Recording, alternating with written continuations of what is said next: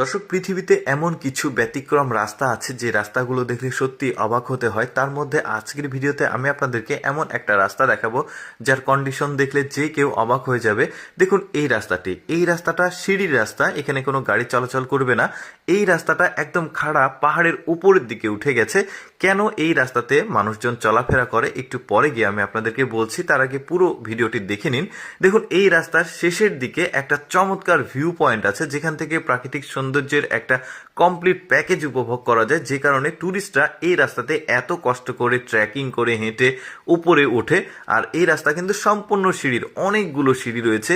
আর এই রাস্তাতে কিন্তু যে কোনো শক্তপোক্ত মানুষ ছাড়া এই রাস্তাতে চলাফেরা করতে পারবে না, কারণ এখানে আপনি সড়ক যোগাযোগ ব্যবস্থা পাবেন না, মানে কোনো ইঞ্জিন চালিত কোনো গাড়ি চলবে না, কোনো বাইক বা কোনো চার চাকার কোনো গাড়ি চলবে না। জাস্ট আপনাকে হেঁটে হেঁটে একটু পর পর প্রাকৃতিক সৌন্দর্য উপভোগ করতে করতে একদম খাড়া উপরের দিকে যেতে হবে, যেমনটি এখন দেখতে পাচ্ছেন।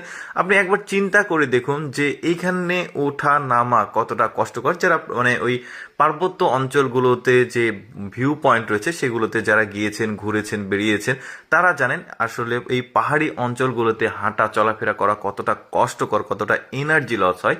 তার মধ্যে এই রাস্তাটি একটি। এটা কিন্তু চায়নার একটা রাস্তা যা দেখছেন আপনারা।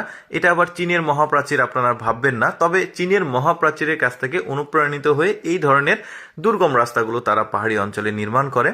তবে এটা কিন্তু সড়ক যোগাযোগ ব্যবস্থার কোনো মানে উপায় নাই, এখানে শুধুমাত্র হেঁটেই চলাচল করতে হবে।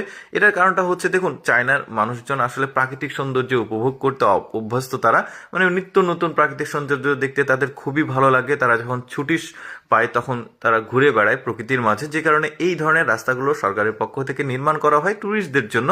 তারা ঘুরে বেড়িয়ে এই ধরনের সৌন্দর্য উপভোগ করে। আমাদের দেশেও কিন্তু সুন্দর সুন্দর জায়গা রয়েছে, তবে এতটা এক্সট্রিম লেভেলের না, তবে আছে, অনেক সুন্দর জায়গা আছে। বান্দরবনের একদম গহীনে যদি আপনারা যান তাহলে এই ধরনের সুন্দর সুন্দর জায়গা পাবেন, যেমন আমিয়াখুম আছে, নাফাখুম আছে, তারপরে আরো কয়েকটা বিশেষ বিশেষ জায়গায় রয়েছে, আন্ধারমানিক আছে। এই ধরনের জায়গা আছে খুব সুন্দর। তো আমাদের দেশের চাইতে কিন্তু ওদের দেশের একটু এক্সট্রিম লেভেলের সৌন্দর্য দেখা যায়। দেখতে পাচ্ছেন কতটা উঁচুতে এই রাস্তাটাকে নির্মাণ করা হয়েছে সিঁড়ি বেয়ে, আর কতটা খরচ হয়েছে চিন্তা করো। ট্যুরিস্টরা আসলে সৌন্দর্য উপভোগ করতে পছন্দ করে, যে কারণে কষ্ট করে হলেও এই রাস্তাগুলো পার করে আর কি। দেখুন কতটা সিঁড়ি রয়েছে। আর এখানে এটা কিন্তু ড্রোন ফুটেজ দেখছেন, অনেক সময় ধরেই কিন্তু ড্রোনটা সামনের দিকে এগোচ্ছে। ওই যে বললাম, শেষের দিকে একটা প্রাকৃতিক সৌন্দর্যের একটা কমপ্লিট প্যাকেজ উপভোগ করা যায়, যেটা আপনারা এখন দেখতে পারবেন। এই যে দেখতে পাচ্ছেন, এটা মূল ভিউ পয়েন্ট। শেষ পর্যন্ত যারা আসে তারাই আসলে সৌন্দর্যটা উপভোগ করতে পারে।